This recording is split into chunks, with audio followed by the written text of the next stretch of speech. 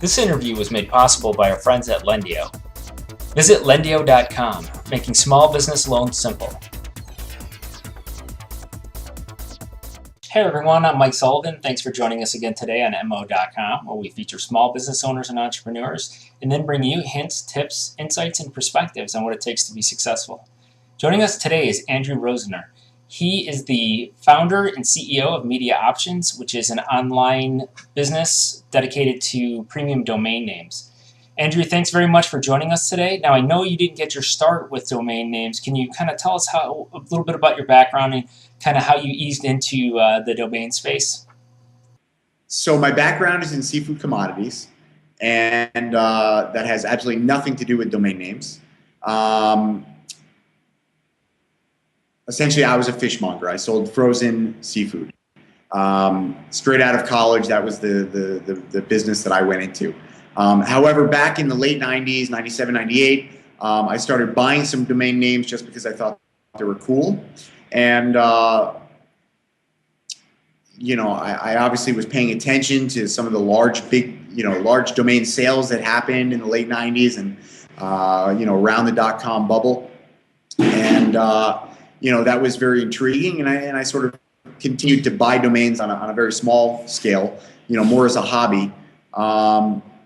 But my real trigger point into getting into domain names was when I met my wife, and we were in Spain, and she introduced me to a specific type of ham, pata negra ham, Iberico ham. It's a very specific ham from one region of Spain. It's the most expensive meat in the world. And the first time I tried it, I fell in love. I thought, this is good stuff, and someday I need to import this into the United States. And I thought the best way to do that would be to own all the domain names. So I did just that. I registered, Iberico ham, Jamón Iberico. Basically there was 10 or 12 of them, all of them in Spanish and in English, and didn't think much of it for the next few years. Then one day I'm driving to work, and on the radio, on NPR radio, I hear that George Bush is about to receive the first. The background to that is it was illegal to actually import this stuff into the United States. The FDA thought that a curing process made this ham unsafe for Americans to eat. And so that kind of put a stop to my importation idea. And so a few years go by, I'm driving to work, I hear on NPR radio that George Bush is about to receive the first Iberico ham at the White House today. The FDA has finally approved one specific factory, or not even factory, but curing house in Spain for exporting this to the United States, this ham. And so I got to my office and I go on the internet and I'm researching who's the importer that beat me to the punch. And I got them on the phone. I was speaking to the owner and I said, "Hey man, congratulations. How do I get a ham?" And he basically told me that, the first container was pre-sold. That was going to arrive in 3 months. The second container was going to arrive 6 months after that, and that was pre-sold. And if I wanted a ham, the next one was going to be at least a year out. And on top of that, this stuff was going to cost about $150 a pound. And each leg, is between 12 and 20 pounds. And so it's expensive stuff. And I said, well, listen, I've got all these domain names. Does that mean anything to you? And I went through the list, and he, I could hear on the phone that his jaw was dropping. And he said, "Man, we've been trying to figure out who owned those. Yes, what do you want?" And I said, "Well, I don't know. What are they worth to you?" At this point, I had no idea what domains are worth. Particularly small, extremely niche domains like these. And essentially we went back and forth, and ultimately I said, "I want a ham." And I could tell, how much these domains meant to him. So I negotiated to get some cash. And I think ultimately we ended up with about a $5,000 cash payment. And I got a whole leg, about a 15-pound leg of the ham from the first container. So sorry, whoever the client was that lost their leg. I don't know. I'm sorry. But yeah, I got one of the legs from the first container, and he sent me the carved wooden holder that holds the leg, and he sent me the knife set. It's a very specific knife for hand carving this stuff, and the whole thing arrived in my house one day like a coffin, and my wife and I enjoyed it for 6 weeks. It sat very proudly on our countertop. This big leg of ham. Our friends came over and thought we were nuts, and that was my trigger point. Like I said, wow, if these domains mean this much to this guy, and this is such a small niche market, every business owner selling any product or service is going to have equal interest in their keyword domain names. And so from then on, I just started researching the domain market. Up to that point, I didn't even know there was like an active aftermarket for domain names.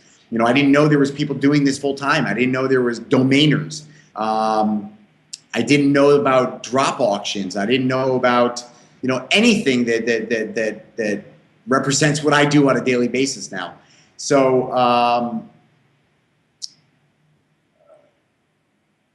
I started buying domains. I started buying in the aftermarkets. I started buying in GoDaddy, on NameJet, and SnapNames, Pool. Unfortunately, I'd say the first 1,000 domains I bought were probably, I don't want to say worthless, but nothing I would buy today. So it was a very expensive lesson, but and invaluable. It was priceless. So you've built up your skills and understanding of domains, and here you are today with Media Options. Tell us about the company. What is Media Options, and what do you do? Media Options is primarily a domain brokerage firm, and that is the majority of our business. But we also do own a mediocre size domain portfolio, probably around 3,000 domain names. And we develop, monetize, and also do consulting for domain monetization and domain valuation, as well as buy-side, acquisition services. But selling high-value domain names is our primary business. And as many people may or may not know, I've got a very specific domain valuation method, and my methodology is based strictly on exact match search volume. I think that the domains which have the highest value are domains that have the highest amount of exact match search. The more people that are looking for those exact keywords, the more that domain's worth. Andrew, do you think it's to the advantage of both the buyer and seller to have a broker involved in the sale or purchase of a premium domain name? Even with my own domains, I've always felt that it's better to have a third party negotiating, whether you're buying a high value domain name or selling a high value domain name.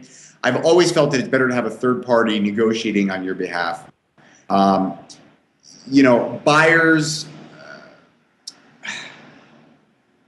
there's just a different element when you're negotiating with a third party versus the owner. It basically takes out the emotional element, and I think that a broker like myself, we do provide a tremendous amount of value. Certainly, at least enough value to justify the 10 or 15% brokerage fee that most of us charge. We know the market. This is what I'm doing all day, every single day. We know the buyers, not just the domain buyers, but the buyers at the large corporations who we work with on other deals, and they come to us for advice on domains that maybe they want to sell or acquisitions that they want to make. Like in any business, it really comes down to relationships and expertise in specific verticals. I mean, there's verticals which I don't have a lot of expertise in, and if somebody comes to me with a domain, a high value domain in a vertical which I just don't have a lot of experience in, or I don't think that I have a high chance of selling a domain in, I'll refer them to another broker like Alan Hack or um, somebody else who I trust and feel that feel confident in referring them to. But absolutely, there's I think almost 100% of the time you're better off having a third-party broker represent you to sell a high-value domain. How important is a premium domain name to a small business today? Critical, absolutely critical. Um,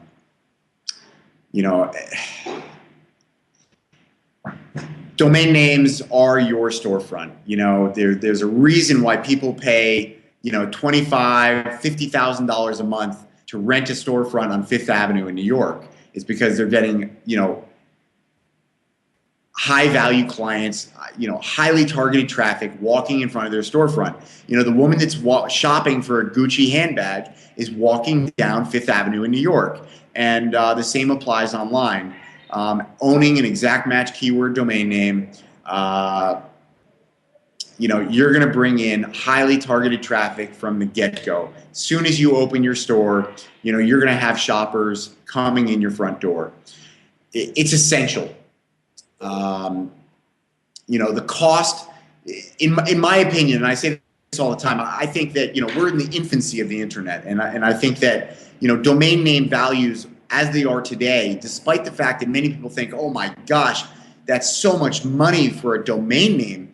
Well, in my opinion, I think that domain values are still a fraction of what they should be relative to their power to get customers. It's priceless. I mean, if you're selling running shoes, you can't own a better domain name than runningshoes.com. From the first day that you open the door, people know what you're selling, and if they're looking for running shoes, they're going to come in your store. From the SEO value of the competitive advantage of getting onto page one and getting into that first or second or third position in Google for those exact match keywords, to the type-in traffic, to just the list goes on and on about the intangible benefits of an exact match keyword domain name. What about search engine optimization, SEO? Is it possible to invest in that and kind of achieve the same benefits as an exact match keyword domain name? So absolutely. I mean, you can spend a tremendous amount of money on SEO and SEM, getting into those top 3 spots in Google, and not have that exact match keyword domain name. But like I said, you're going to spend a tremendous amount of money doing that to compensate for not having the exact match keyword domain name. If you look at any of the most competitive verticals online, insurance, online education, mortgages, credit, bad credit cards, what you're going to find is that the majority of the domain names showing up in the highest positions are exact match keyword domains.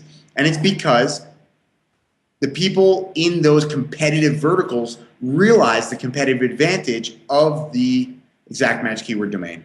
And assuming that all the players in those verticals, have large budgets and are using apples to apples SEO talent to get them to those top ranked positions, the magic bullet is the exact match keyword domain. And despite what Andy Wall or anybody else in the SEO world wants to say about what's coming with Google, I think exact match keyword domain names are always going to have an advantage when it comes to SEO.